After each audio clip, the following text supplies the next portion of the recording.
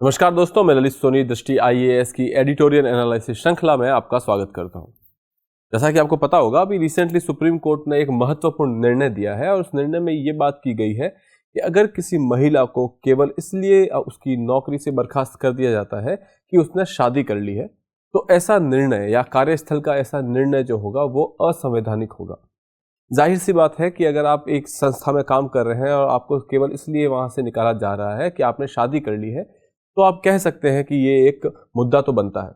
और स्पेसिफिकली ये मुद्दा ज़्यादा तब बन जाता है जब ये केवल महिलाओं के खिलाफ किया जा रहा हो।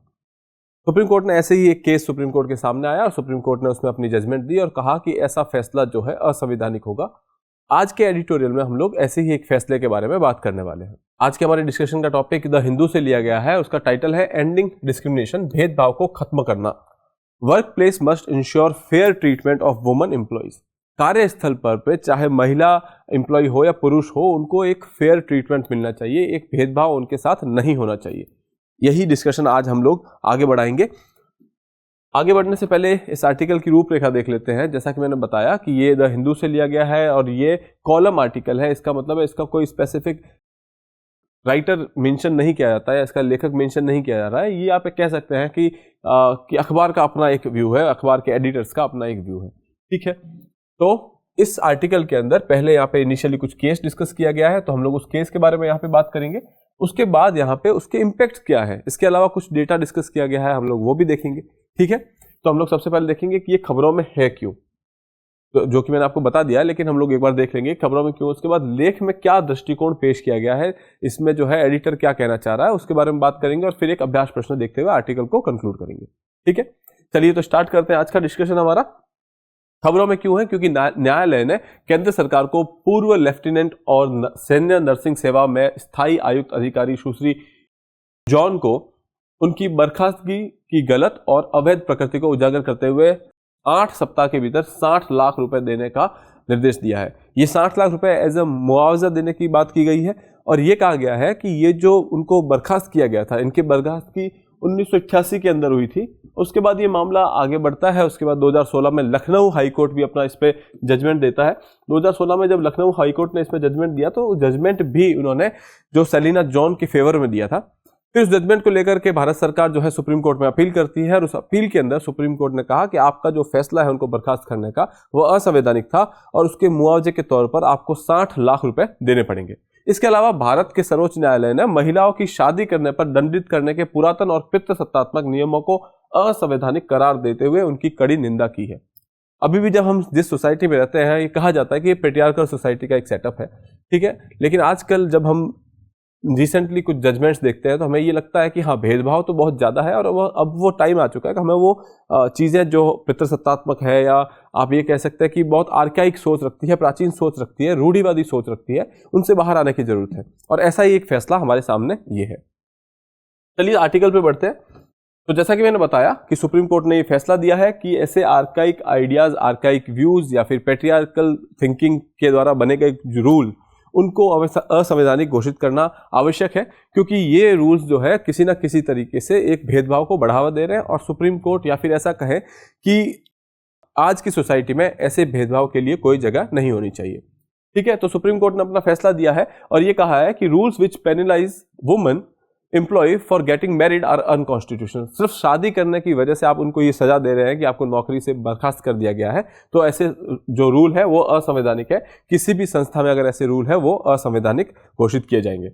उसके अलावा ये जो रूल है वो किस तरीके की तरफ इशारा करते हैं, वो जेंडर डिस्क्रिमिनेशन या फिर लैंगिक असमानता या फिर लैंगिक भेदभाव की तरफ इशारा करते हैं और इनइक्वालिटी, असमानता की तरफ इशारा करते हैं। ये ह्यूमन डिग्निटी को भी अंडरमाइन करते हैं कि इंसान के जीने के लिए एक पर्टिकुलर कुछ चीज़ों की जरूरत होती है। आप यूँ कहें, सबसे पहले तो हमें एक डिग्निटी की जरूरत होती है। और डिग्निटी कहाँ से मिलती है? जब आपको एक समान ट्रीटमेंट दिया जाता है। जब आप किसी के साथ ऐसा भेदभाव करते हैं तो आप उसकी डिग्निटी को ठेस पहुंचाते हैं, जो कि आर्टिकल 21 के अगेंस्ट है। इसके अलावा अगर हम बात कर रहे हैं इनइक्वालिटी की, तो आपको पता होगा भारत के फंडामेंटल राइट्स में, भारत के संविधान के जो मौलिक अधिकार है, आर्टिकल 14 के अंदर आर्टिकल 14 जो है इक्वलिटी की बात करता है। आर्टिकल 14, 15, 16 जो है वो इक्वलिटी और अफर्मेटिव एक्शंस की बात करते हैं।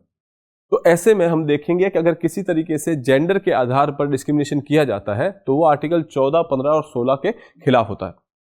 ठीक है, इसके अलावा कुछ ऐसे राइट्स होते हैं, जैसे कि राइट है कि आप किसी के साथ डिस्क्रिमिनेशन नहीं कर सकते। इसके अलावा सबको फेयर ट्रीटमेंट मिलना चाहिए। ये सारी चीजें जो है एक तरीके से आप साइड में रखते हैं अगर आप ऐसे किसी नियम को बढ़ावा देते हैं। ठीक है, अब यहां पे जो बात हो रही है वो बात हो रही है एक ऐसे केस की जिसके अंदर एक महिला है सेलिना जॉन, जो कि भारतीय सेना में किसी पद पे थी, नर्सिंग से सेवा में थी, और उनके बाद जब उन्होंने शादी की तो 1988 में उनको उनकी सेवा से बर्खास्त कर दिया गया। जो रीजन बताया गया, जो कारण बताया गया वो ये था कि आपने शादी कर ली है और सेना में कुछ ऐसे नियम है कि अगर आप शादी कर लेते हैं तो आपको यहाँ से बर्खास्त कर दिया जाएगा। तो उसके हिसाब से 1988 में उनको बर्खास्त किया गया। उसके बाद उन्होंने कोर्ट में याचिका दायर की और कोर्ट में जब हाईकोर्ट, लखनऊ हाईकोर्ट ने इस पे फैसला सुनाया, लखनऊ हाईकोर्ट ने भी सेलिना जॉन को एक क्लीन चिट दी। उनको बोला कि उनकी जो बर्खास्तगी थी वो रद्द की जाती है, या फिर यूं कहे कि वो असंवैधानिक थी। रद्द तो क्या करना, 1988 से अगर हम देखें 2016 तक वैसे ही काफी साल बीत चुके होते हैं। तो उन्होंने कहा कि ये असंवैधानिक था और उसके लिए उनको मुआवजा दिया जाएगा। उसके बाद गवर्नमेंट सुप्रीम कोर्ट में जाती है। सुप्रीम कोर्ट में ये मामला जब डिसाइड किया, 5-6 साल के बाद इसका रिजल्ट आता है, इसका जजमेंट आता है, उसके अंदर सुप्रीम कोर्ट ने ये कहा कि हाँ ये फैसला तो असंवैधानिक था, इसके साथ साथ आपको एक मुआवजा दिया जाएगा 60 लाख रुपए का, जो कि भारत सरकार आने वाले 2 हफ्तों के अंदर अंदर देगी। तो ये फैसला आप ये कह सकते हैं कि एक प्रोग्रेसिव फैसला है, एक ऐसे समाज की तरफ ले जा रहा है जहां पे हम लोग भेदभाव से परे हटने की कोशिश कर रहे हैं। तो इस फैसले का स्वागत किया जाना चाहिए। तो ये फैसला यहां पे डिस्कस किया गया। ठीक है, उसके बाद जब अगर हम बात करते हैं तो आपको पता होगा कि 2020-21 के आसपास आपको आर्मी में परमानेंट कमीशन, वुमेन्स को, महिलाओं को परमानेंट कमीशन भी अलाउ कर दिया गया था। पहले ये होता था कि आपको शॉर्ट टर्म सर्विस के लिए लिया जाता था और उसके बाद आपको जो है आप सेना में काम नहीं कर सकते। उसके आधार पर महिला एक पर्टिकुलर पद के आगे सेना में नहीं जा सकती थी। लेकिन रिसेंटली 2020-21 के अंदर ऐसा फैसला आता है कि आपको परमानेंट कमीशन अलाउ किया गया है कि आप परमानेंटली भी वहां पे काम कर सकते हैं, जो कि एक अच्छा फैसला था। वो ये कहे कि एक प्रोग्रेसिव फैसला था जहां पे महिलाओं को एक समान अधिकार दिया गया पुरुषों के साथ। लेकिन जब बात करते हैं ऐसी चीजों की तो हम ये कह सकते हैं कि अब अगर सुप्रीम कोर्ट ऐसे केस पे डिसाइड कर रहा है तो आपको डिसाइड करना होगा महिलाओं के फेवर में, क्योंकि 2020-21 तक ये बात क्लियर हो चुकी थी कि आपको परमानेंट कमीशन दिया जाएगा। और अभी भी अगर कहीं किसी कार्यस्थल में ऐसे कानून है जो ये फॉलो करते हैं कि अगर कोई महिला है और वो शादी कर देती है तो उनको बर्खास्त कर दिया जाएगा सेवा से, तो वो ठीक नहीं है, वो असंवैधानिक है। अगर ऐसा है कि अगर ये सेम चीज अगर पुरुषों पे भी लागू की गई है किसी वजह से और उसका पीछे कोई कारण है तो बात अलग है। लेकिन अगर ऐसा है कि केवल सिर्फ महिलाओं के साथ ये भेदभाव किया जा रहा है तो ये असंवैधानिक घोषित किया गया है। ठीक है, इसके आगे अगर हम लोग देखें तो यहाँ पे कुछ बात की गई है। अगर हम लोग सिविलियन स्पेस की बात करें, अभी तक जो बात थी वो मिलिट्री स्पेस की बात थी, सेना की बात थी, सैन्य सेवाओं की बात हो रही थी। लेकिन अगर हम लोग सिविलियन हमारे normal day to day life में भी बात करें तो जब महिला किसी जॉब के लिए जाती है तो जनरली उससे पूछा जाता है कि आपके आगे के क्या प्लान है, आप शादी कब करेंगी, आप बच्चे कब करेंगी, अगर आपको जॉब की वजह से कहीं ट्रैवल करना पड़ेगा तो आप कर पाएंगे कि नहीं कर पाएंगी, लेट नाइट तक रुक पाएंगे कि नहीं रुक पाएंगी। तो ये कुछ सवाल है जो आप ये कह सकते हैं कि आसान नहीं है, अनकंफर्टेबल क्वेश्चंस हैं जो उनसे पूछे जाते हैं। ऐसा सिर्फ इसलिए होता है कि आप सिंपली इन सवालों का उद्देश्य है कि कहीं ना कहीं वो ये देख रहे हैं कि पुरुषों और महिलाओं के अंदर किसी तरीके का भेद करने की कोशिश की जा रही है कि आप यहाँ पे लंबे आवर्स के लिए रुक सकते हैं कि नहीं रुक सकते हैं, क्या आप अपने काम के लिए ट्रैवल कर सकते हैं कि नहीं कर सकते हैं। बिल्कुल भाई कर सकती है, वो अगर अपने काम के लिए आई है तो ट्रैवल कर सकती है, अगर वो सुविधाजनक होगा तो बिल्कुल करेंगी। अगर सुविधाजनक नहीं है तो चाहे वो मेल हो या फीमेल हो, दोनों के लिए सुविधाजनक नहीं है। तो ऐसी चीजें पूछना अपने आप में जो है एक बात सामने रखता है कि कहीं ना कहीं आप भेदभाव करने की कोशिश कर रहे हैं। तो ऐसा सिविलियन स्पेस में भी होता रहता है, उनसे पूछा जाता है। कई बार ऐसा होगा, आप अपने आसपास के महिलाओं, अपनी बहनों से पूछेंगे तो उनके जॉब इंटरव्यू में अक्सर सवाल पूछे जाते हैं कि आपकी शादी का क्या प्लान है, आप कब शादी करना चाहेंगी, आप अगले 5 सालों में आप कहाँ देखती हैं, आपके बच्चों के बारे में क्या ख्याल है। तो ऐसी चीजें पूछी जाती है जो कि अनकंफर्टेबल क्वेश्चन है, काफी पर्सनल क्वेश्चन है, व्यक्तिगत प्रश्न है जो नहीं पूछे जाने चाहिए। आपको पूछना है तो आप उनके प्रोफेशन के बारे में पूछिए, उनके टैलेंट के बारे में पूछिए, उनकी जो क्षमता है उनके बारे में पूछिए, क्वालिफिकेशन के बारे में पूछिए। ऐसे व्यक्तिगत सवाल ठीक नहीं होते हैं। उसके अलावा जब हम देखें कि पीरियोडिक लेबर फोर्स सर्वे का एक रिपोर्ट है, उस रिपोर्ट के अनुसार भारत के अंदर केवल 19.9% या फिर यूं कहें कि लगभग 20% महिलाएं आपके लेबर फोर्स का हिस्सा है। जबकि महिलाओं का अगर हम लोग पॉपुलेशन में जनसंख्या के अंदर हिस्सा देखें तो लगभग 50% के आसपास है और यहाँ केवल 20% भागीदारी है। और एक यूएन जेंडर स्नैपशॉट रिपोर्ट थी 2023 के अंदर जारी की गई थी, उसके अंदर ये कहा गया है कि दुनिया के अंदर जेंडर पैरिटी किस तरीके से देखी जा रही है। उन्होंने ये कहा कि अगर आने वाले समय में आपने लैंगिक समानता के लिए या जेंडर इक्वलिटी के लिए कोई काम नहीं किया तो ऐसा हो सकता है कि महिलाओं को और ज़्यादा टाइम हाउस होल्ड फंक्शंस के लिए देना पड़ेगा, वो वहीं फंसी रह जाएंगी। हाउस होल्ड फंक्शन का मतलब है जो घर का चूल्हा चौका है उसी में अंदर फंसी रह जाएंगी। उनकी रेस्पॉन्सिबिलिटी अपने घर को लेकर के, अपने बच्चों को लेकर के इतनी ज़्यादा बढ़ जाएगी कि वो उनसे बाहर नहीं आ पाएंगी। तो ये जो है दृष्टिकोण वो यूएन की जेंडर स्नैपशॉट का है।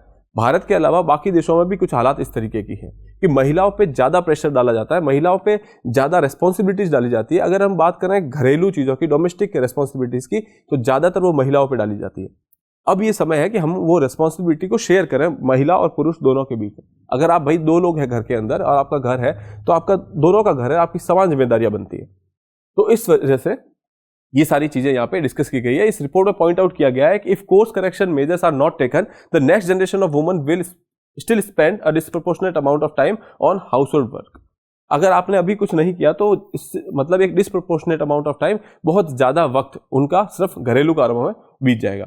जब हम बात करते हैं भारत सरकार की कुछ स्कीम्स वगैरह है जो कि महिलाओं के लिए और औरतों के लिए भी उनको आगे लाने के लिए लगाई जाती है, उसमें भी आप ये कहेंगे कि बहुत ही कम ऐसी स्कीम्स हैं जो वर्क कर पा रही है बहुत अच्छे से। उसका रीजन है उसके पीछे एक सोशल और कल्चरल नॉर्म्स जो है उनको रेस्ट्रिक्ट करते हैं।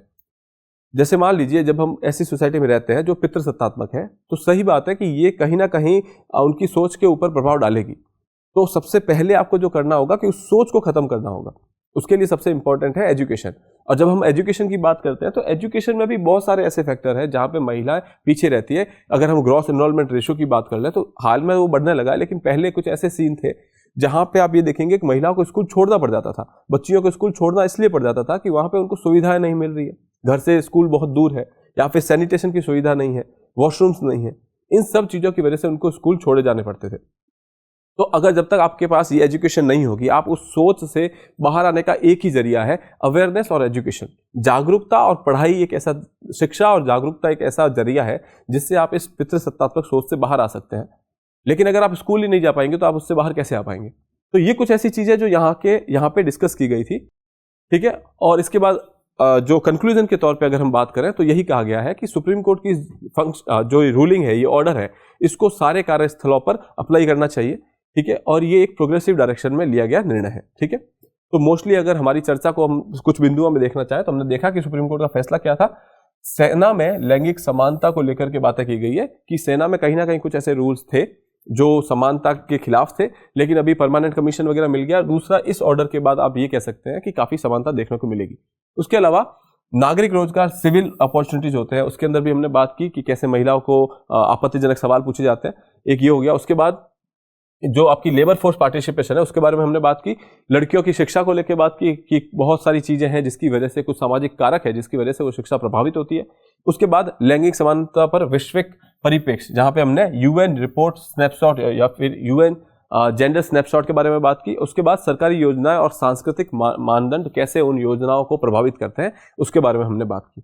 अब हम लोग इसका एक कंक्लूजन देख लेते हैं, एक निष्कर्ष देख लेते हैं। न्यायालय के ये शब्द कि महिला कर्मचारियों के विवाह और उनकी घरेलू भागीदारी को पात्रता ना रखने का आधार बनाने वाले नियम असंवैधानिक है।